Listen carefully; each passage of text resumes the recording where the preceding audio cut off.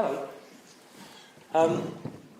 I'm Simon Stevens, and I'm an artistic associate here at the Lyric Hammersmith.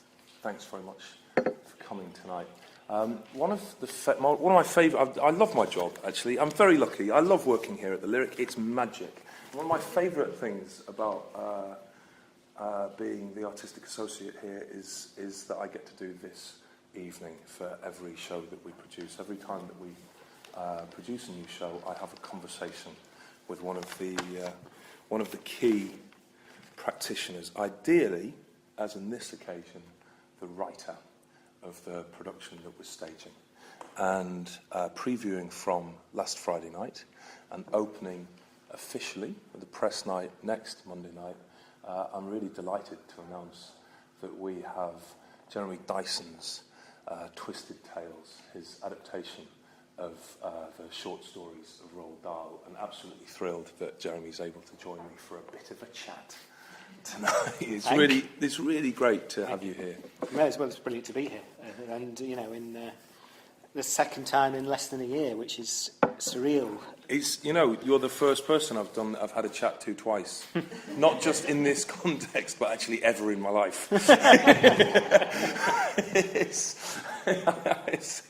I'm very nervous. Jeremy Dyson. I'm sure you know. I'm sure it's probably informed one of the reasons why you're here. Is an extremely accomplished short story writer and novelist. I'm very prone to hyperbole. Is that how you pronounce that word? I think so. Hyperbole, yeah.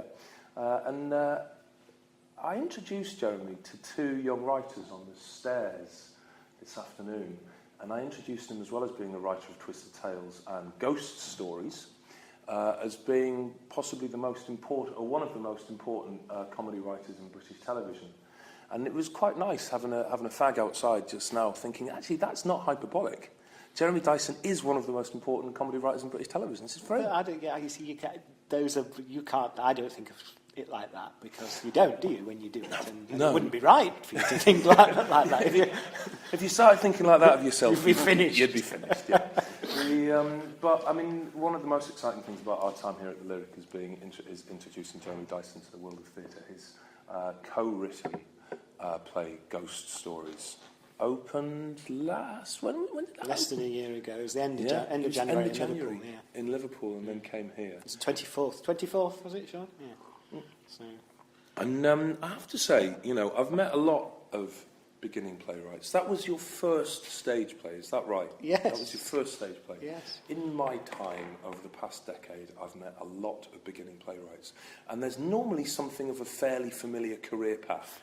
And it kind of normally starts off with maybe a fringe production, and then perhaps one of the bigger London fringes, like the 503, or if you're lucky, the Bush, or even some people start off at the Royal Court Theatre upstairs. A few years kicking around, writing a few plays, maybe for something like Payne's Plough, and then they might go downstairs. Your career path's been slightly different to that. You had your first play open in Liverpool and here, and then transfer immediately to the West End, where it continues to run, where it's looking at the moment it's going to run forever, before it embarks on a series of, hopefully, international productions. And, that's quite a remarkable year you've had. Nobody's as surprised as I am, I can tell you. It wasn't on the part of the game plan. I mean, of course, part of that is the fact that I co-wrote it with a rather special man called Andy Nyman, who is unique and is a force of nature, a living force of nature, and is a massive part of what happened with Ghost Stories. I mean, his personality is very different to mine in some ways, and one of them is that, which just makes things happen. Yeah. And it's quite a wonder to behold, and a wonder to work with as well. Yeah. So So I kind of think that qualifies the hyperbole. But it's damn well written. It's been a remarkable year for you. I remember talking to you kind of February last year and asking you about your early relationship with theatre. And what was striking to me about, it's not wholly true, but one of the things that you and Andy were talking about was about growing up being slightly underwhelmed by theatre, yeah. and slightly underwhelmed by by the sense of magic that you might have But seen. not always, because you would get it. Yeah. You would get it every so often. And the thing, as I think I said when we talked before, the thing that we did when we began working on ghost stories, because we both have this bipolar relationship to theatre, which is that half of us is very sceptical about it because of those numbing experiences that we've had in the theatre, and the other half is absolutely rapturously in love with it, because when you have a good experience, it's absolutely fantastic. And the thing that we sat down and did was just did a list of all the kind of moments of theatre that we remembered, and you remember every single one of them vividly. You know, it's like a life experience. It's not like watching a film. And that actually, when I did that, that floored me, that I could remember, you know, a scene from Rat in the Skull or something that I'd seen 15 years ago, or the way that Fuente Ovejuna opened when I saw it at the National 23 years ago, you know, and that's extraordinary that you can... And the direct physicality of the medium really kind of burns itself into you. One of the first question I kind of wanted to ask you was, over the course of the past 12 months with the success of Ghost Stories, and I guess working on Twisted Tales as well, is what have you learned about writing for theatre, especially for somebody who's written prose, who's written for screen? What have you learned about theatre in the past 12 months? You've got to be clear. You've got to be very, very clear. And with prose, there's so much wriggle room. I mean, I find prose, writing the short stories is like breathing. You know, it's not effort, or not much effort, and they just sort of come out. Writing in any dramatic form is much more exertion is required for me, and theatre. It's not that it's a strain. It's that you've got to keep refining, and you can't get away with assuming anything. And so it's brilliant from the point of view of being a writer, because it imposes a rigour, because clarity is everything. When you write a short story, I'm really interested in that, the way you describe it. Do you plan it? I'll probably have an end, right, and I'll have a mood, and usually a line on a scrap of paper. Because what I do, I always write story ideas down on bits of paper when they're to hand, and I've got a little perspex box in my office that I toss them in. And when it's time to do another set, I go through the perspex box and get all the bits of paper out. And, that's a good one. That's a good one. Oh, that's great. And that, and I've always done that. And and then it's a pleasure, because it's a discovery. Yeah. You know, so there's a lot of, it's not work. It's like, I wonder what this is. And always as well, when I've done I've done 2 collections, but when I've done them, there's been in both collections, there's at least 2 stories that were dreams. And where you dream the whole thing, and it's when you're writing the others, and they're so vivid, you think, oh God, that's a story, and you wake up and write the whole thing down. And Never Trust a Rabbit, there's one of my favourite stories. Never Trust a Rabbit, it was just a dream, it just arrived fully formed, and there's another one in The Cranes That Build the Cranes, which is the same thing. Yeah.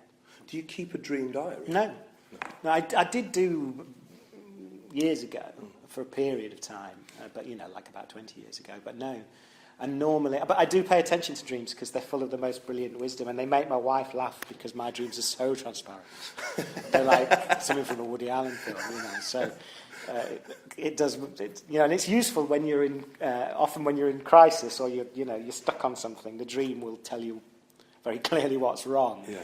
And I mean, I think one of the things that fascinates me, and is one of the things that I enjoy writing about, is the interface between what's in there, and particularly the subconscious, what's in there, and what's out there, and how the two, how you look through one into the other, and of course the possibility that it's all in here, because it is all in here. For sure. And actually, we're in the midst of an illusion every minute of the day, and how we just conveniently turn a blind eye to that and go about our business in order to survive, and get on, and yet that is the truth of it. Because if I think about, the writing for screen, for which you're perhaps most famous, is the writing for the League of Gentlemen. Again, which was a collaboration with 3 very talented But there's a thumbprint which is shared in League of Gentlemen and Ghost Stories and Twisted Tales, and actually, just thinking about it, that could be defined as something of either the dream or the nightmare. Three works are kind of excavations of that subconscious. That's quite fascinating to me. Well, and also it's partly one of the things that's been most fascinating on doing this. Is that Dahl? I've always loved Dahl. You know, Dahl is a formative thing for me, as it was for Polly Findlay, and it was, you know, the project had its genesis with Polly. And the thing about that we did a lot of digging because we wanted, you know, as well as presenting the stories, we wanted to see if we could get something of Dahl the man in. And as Polly said, to do that, in her brilliant phrase, intravenously, rather than, you know, in an obvious way. So we read the biographies and we talked a lot, and fantastically we went to Great Missenden, to his house, and the archive there, and the estate were incredibly generous and just let us root through everything. So all the stories we've been working on, they got out the manuscripts, and that was amazing because you know, it's pre-word processing, obviously, and they're like these beautiful objets d'art, these kind of crinkly bits of paper with other bits of paper stapled on them, with corrections and alterations, and then alternative ends. These stories that me and Polly had known for 30 years or whatever, seeing that there's another end to them, and the other end is brilliant too. Yeah. And he, why did he choose this end to that end? And then, but best of all was they showed us the notebooks. And nearly all of Dahl's stories, and quite a lot of his children's stories, came out of these two notebooks that he filled when he was recovering from the air crash he had at the start of when he started flying in the war, and he was out of his head on morphine and in agony, and that's what made him into a writer. Yes. And every single story from his short story career is in there. And is ticked off as he wrote through them. So like 30 years worth of stories in these two books that came out of 3 or 4 months in hospital. Were born out of warfare and morphine. And dying and agony and terror. Yes. The terror of a young man suddenly thrust into the world of death and pain.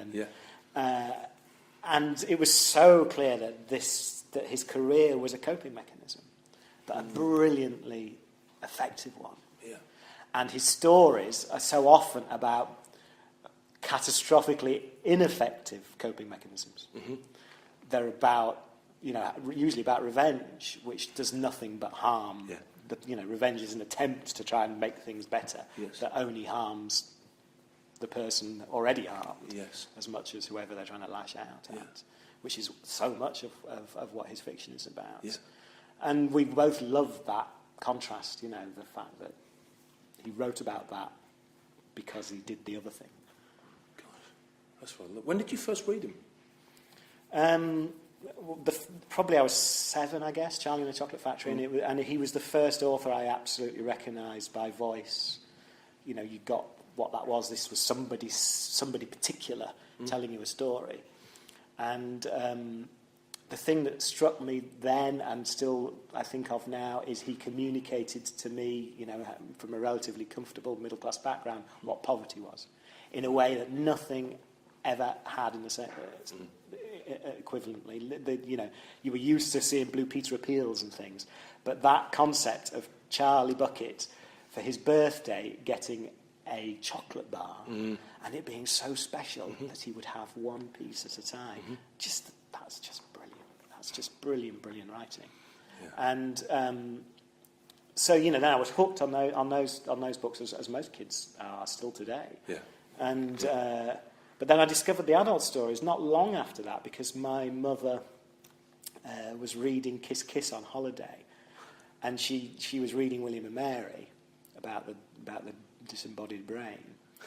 And she knew that I would like this, and so she sort of teased me with it, with the awfulness of this story, and telling me that I wouldn't be allowed to read it, knowing that I would have to read it, which I did. And that's when I discovered the adult stories. And then not long after that, probably a couple of years after that, this Tales of the Unexpected started on television. But I read them all before I saw them. Right. And then was terribly disappointed with the experience of watching them on television. Were you? Yeah.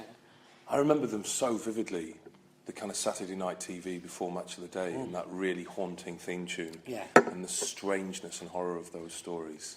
I mean, that all survives. Interestingly, Ronald Harwood did just about all of the first series. Did he? Yeah, and but the problem is, it's not the fault of anyone who's adapting, it's the fact that often there's only 10 minutes of story. Yeah. And so that you've got to stretch them, and the beauty of them, of course, is that they're these fantastic pieces of machinery that are that. And so that if you do that to them, you harm them. Yeah. And so I remember being disappointed. For instance, The Landlady, which was one of my favourites, sort of then had this end which went on and explained exactly what happened after the end of the story. And even as a 12-year-old, I knew the beauty of that ending was that it left everything in the reader's imagination. And that was what was so fantastic about it. And you've got children of your own now. Do you read Dahl to them?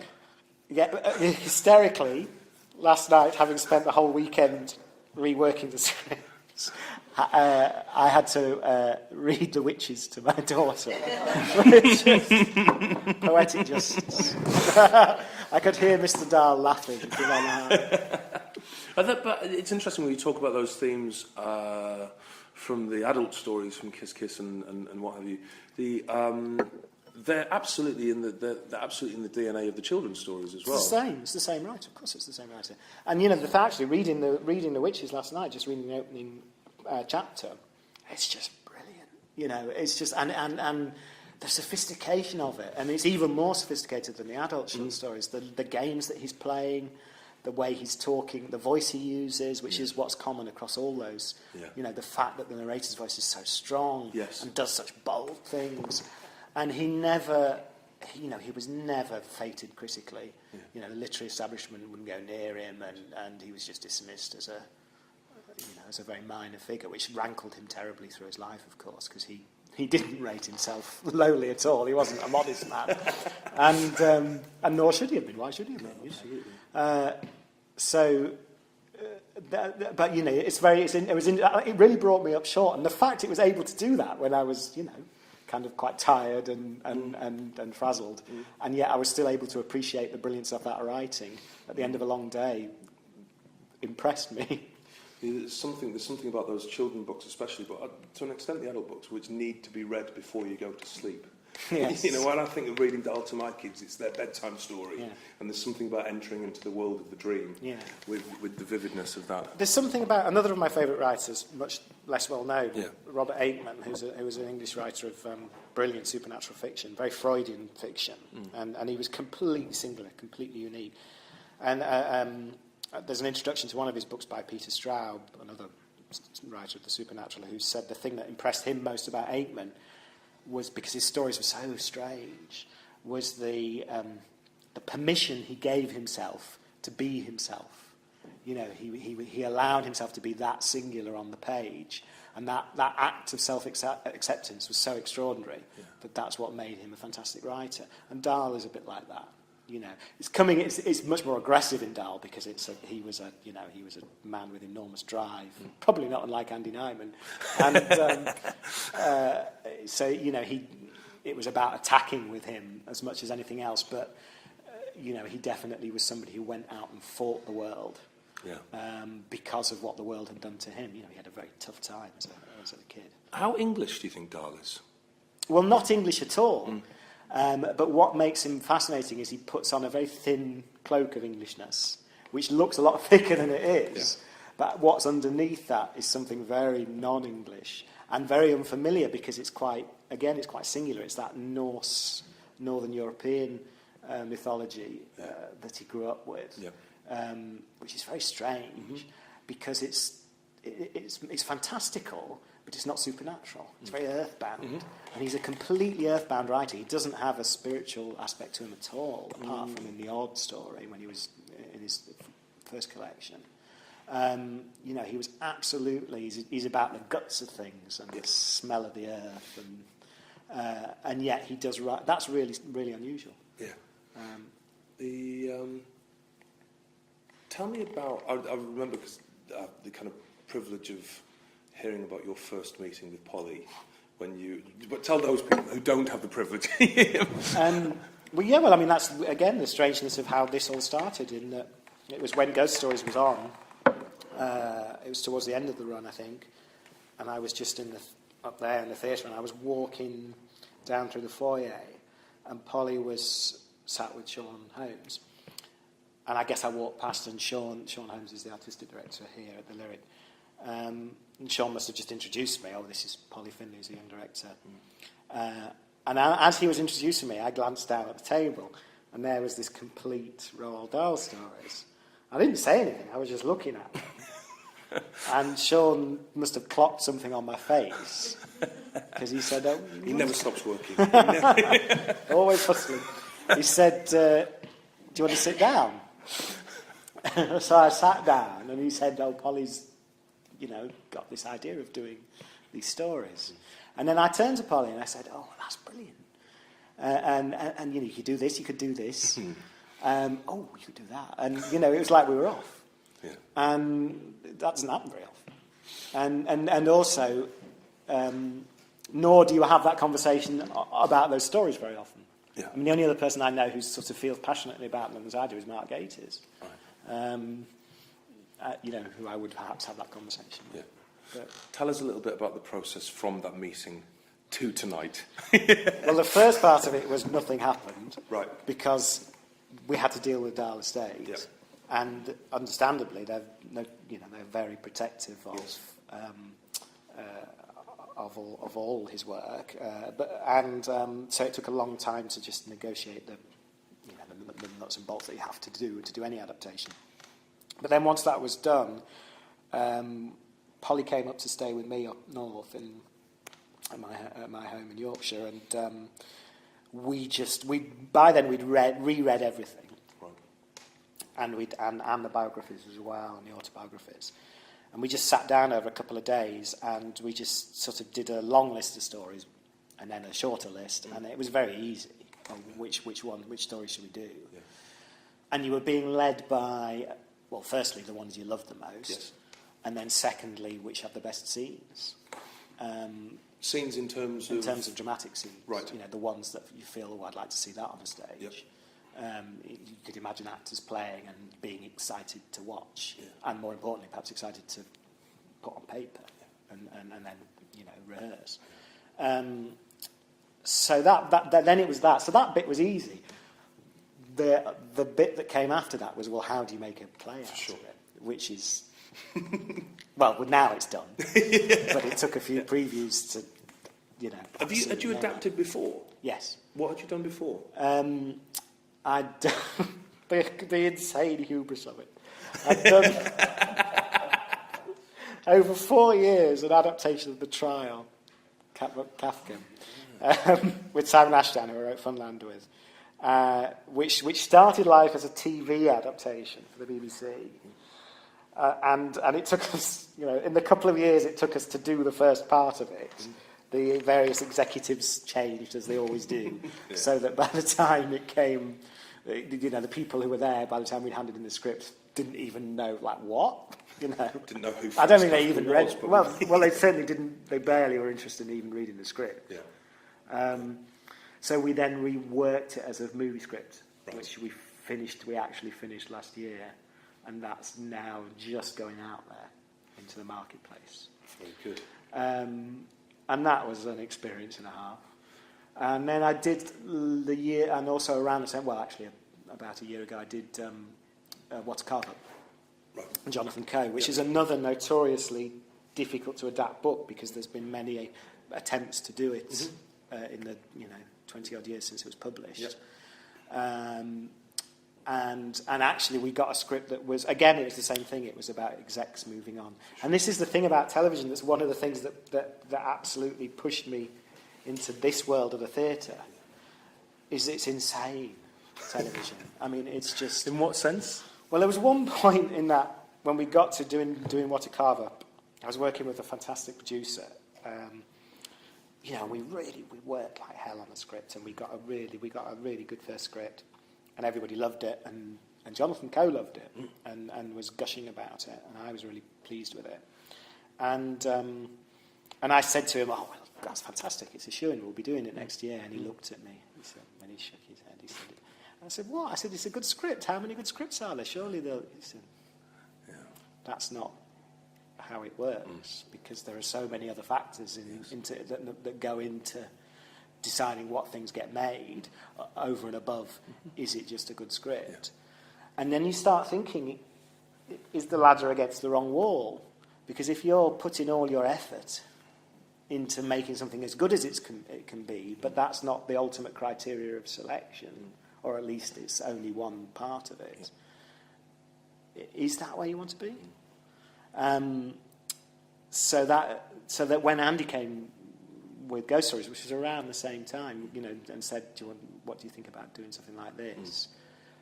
Although I didn't think it consciously, there was another bit of me that saw the purity. Another wall to put your ladder up. Exactly. Yeah. Do you have given the 3 adaptations then, from the Kafka and the Carver, Jonathan Coe and the Dahl? Do you have a process that you applied to all 3 writers, or is each one different? There's a basic process which is narrative, where you start, and you'll just break it down into story beats. Right. And also, a bit like a good dentist, sort of seeing how little you can do, at least to start with. Because the temptation is to come in and wave a flag to say, "I'm here too, the clever adapter." Yeah. And that might not always be the best thing. I mean, I think that also, equally, funnily enough, when we were working on this, I came across a brilliant quote from Guillermo del Toro, the film director. Excuse the blue language. He said that when one is adapting something, it's a bit like courting a widow. One must be very respectful of the deceased, but there comes a time when you've got to fuck. Which I thought was brilliant. That's very good. This might be a bit technical, but I quite like technical questions. And returning to adaptation, with the Dahl, how dramatic is his dialogue? How much of the dialogue is Dyson? That was a dream, because his dialogue's brilliant. Yeah. And also, not only that, it's brilliantly structured dramatically. Yes. So, you'd be crazy to do anything to it. Why would you? Yeah. So then the job becomes clarifying, often cutting and reordering, and so all those nice structural jobs which are a pleasure to do, which is about making something work as well as it can do in a different medium. Yeah. And that's a technical pleasure. Yeah. It's a craft thing. Yeah. But then there were equally. Then we also invented scenes where we wanted to do something different. We will be altering certain other aspects, and it's a massively creative job. It's been an incredibly challenging thing to do, because as often the illusion with adaptations is they'll be easier because the story's there. So you think, oh well, then it's a shoe-in. Yeah. But they're actually much harder than I found them much harder than writing original fiction, because you often have to write scenes that you would never write yourself. Yes. Or do versions of scenes that you would never do yourself. You don't have that wonderful freedom that you do have when you're just generating. And when it came to, even as early as choosing the stories, but then also decisions about structure and about order and about what scenes you might invent or how you might focus the scenes, apart from just what makes a dramatically compelling story, were there other criteria you used to decide to base those decisions upon? Well, the ultimate one is very simple, which is, does it work? Right. Which is the one you always come back to. Yeah. I mean, what I love about doing it, that's also the most challenging thing, but it's the thing that makes it so brilliant and such a rich pleasure. Yes. Is that it doesn't stop. And what's fantastic to me about theatre, having had years doing television, is how alive it is, because the actors are there. For sure. And then the audience is there. For sure. And the fantastic thing about an audience is you can't argue with it. All the sophistry you might bring to bear on a piece of fiction, all the places you might go and hide, well, they didn't understand that. Yeah. Doesn't work when you're sat in that auditorium and the audience hasn't got what it is or whatever. And then you have to respond to that. And that's brilliant. That's so hearing you talk, it kind of makes me think that it's a little bit like trying to make sense of a dream. Yeah. You've got the material and you need to Well, the other thing you realise is you're dealing with someone else's mind. Yeah. And so to try and make it fit into your mind Yeah. is not easy. Yeah.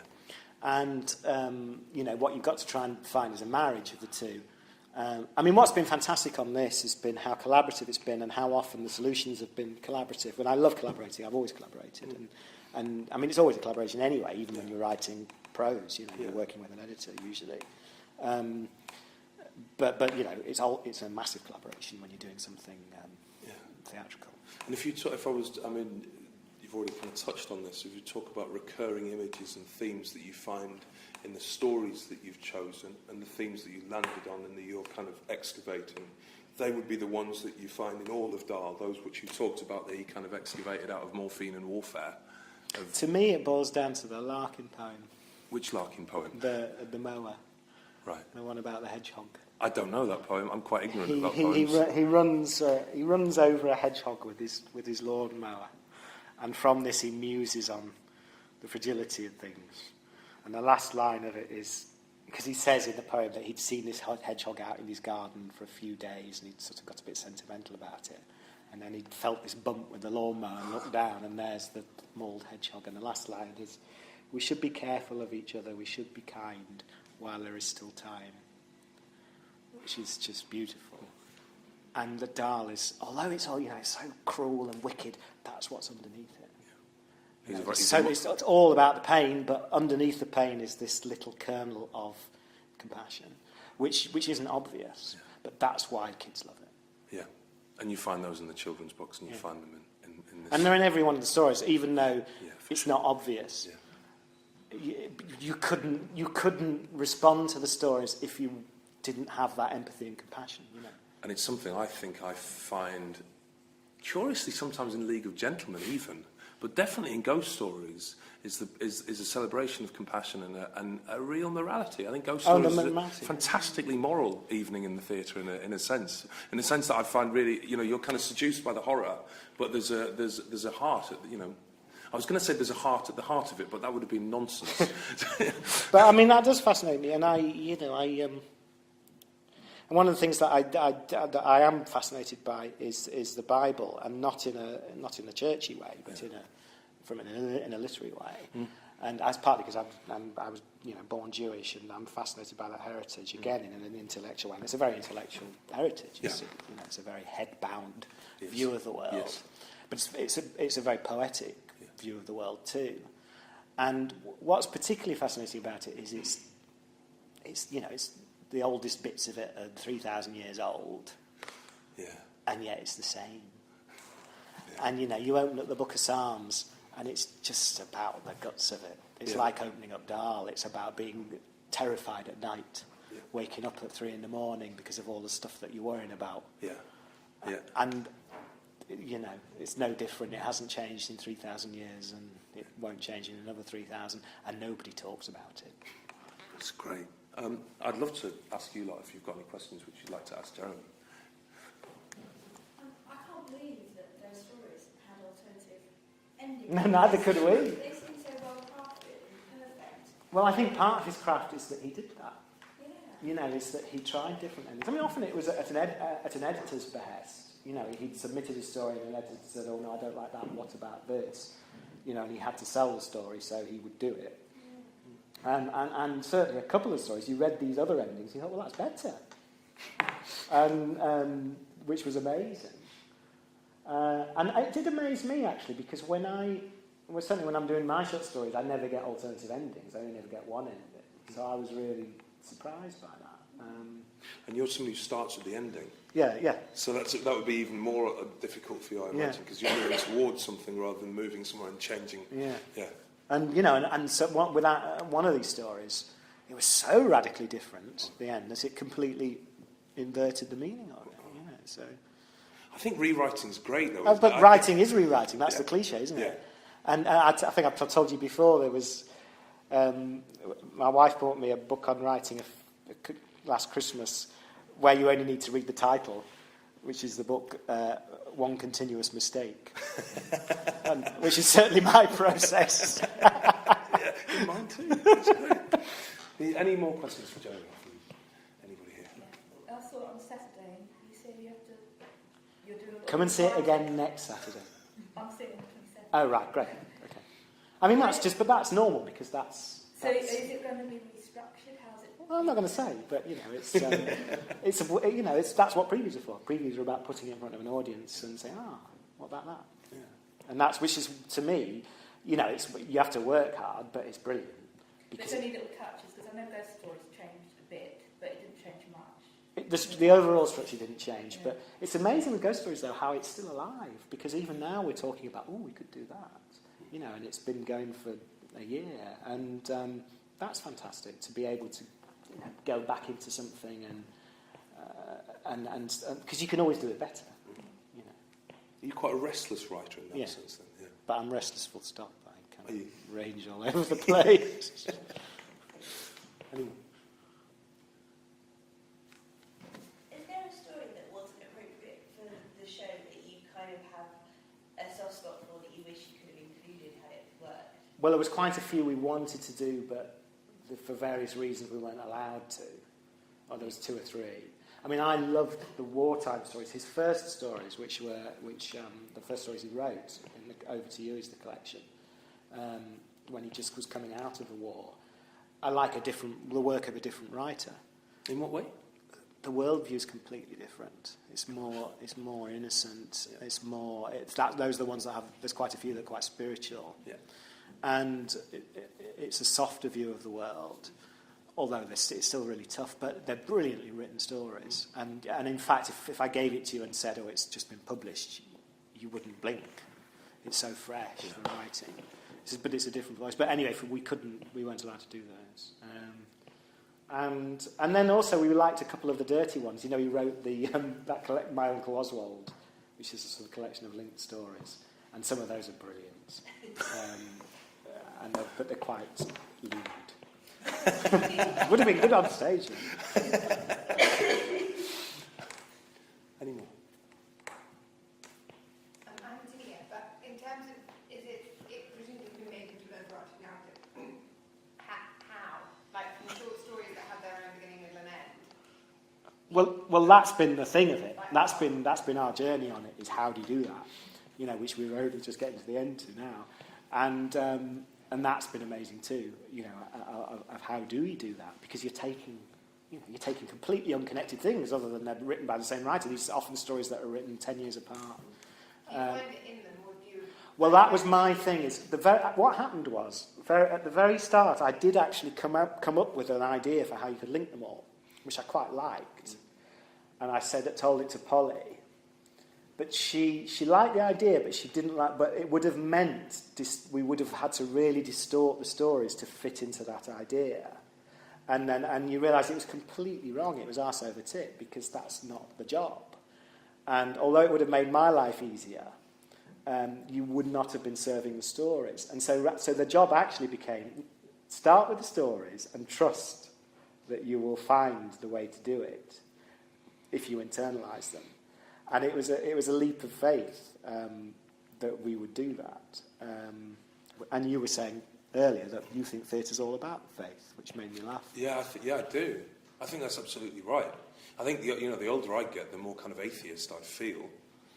But the one forum in which I continue to find faith on lots of different levels is working in theatre. But faith doesn't have to invoke anything, You don't have to talk it about higher power to talk about faith, because it can be a human quality. Yeah, for sure. But in this industry, it's so many different levels. The moment where you give a script to the first person who will read it, whether that's the director or an actor or a friend, the faith that they'll read it openly, the faith that if it's an artistic director, they might program it or at least think about it, and then the faith with the director, with the actors, and then finally with the audience, that they'll come and sit and be open and respond to it, rather than decide what they think before they go in. I think it's an exceptional art form in that sense. I can't think of any other that has that same spirit. No, of it's true, collaboration. because the thing about telly is and film is you've got the edit, and the edit is a lovely, cosy thing. There's no risk or danger in it. Yeah. You're just there with it for weeks and weeks and weeks, fiddling with it until it's right. Yeah. Here, you do your editing previews with 500 people watching it, you know, which is a very different feeling. You imagine 500 people sitting in your editing suite. Exactly. Going, oh, really? You want to cut it there, do you? So, but that's brilliant, you know, and it's the thing about what I've thought about this at every stage of it, and particularly the most challenging stage, has been you feel fantastically alive while you're doing it, and that's what theatre is, isn't it? It's about. Yeah, it's the life of it. It's the life of it. Yeah, for sure. Do we? Well, I think we've probably got time for one more, unless there's two people who are desperate to ask something. Yeah, go on again. Yeah. Did you watch the How Many Old TV adaptations? No, I deliberately stayed away from them. I mean, you know, I did like them when I was a kid, some of them, but no, I wasn't. I didn't want anything else in my head. I only wanted Dahl in my head. But he introduced them, didn't he? I must have approved of them. 'Cause He did, but he was a very shrewd businessman, and you know, he knew what he was doing by doing that. And I don't think you need to infer an endorsement in the fact that he was sat there doing it.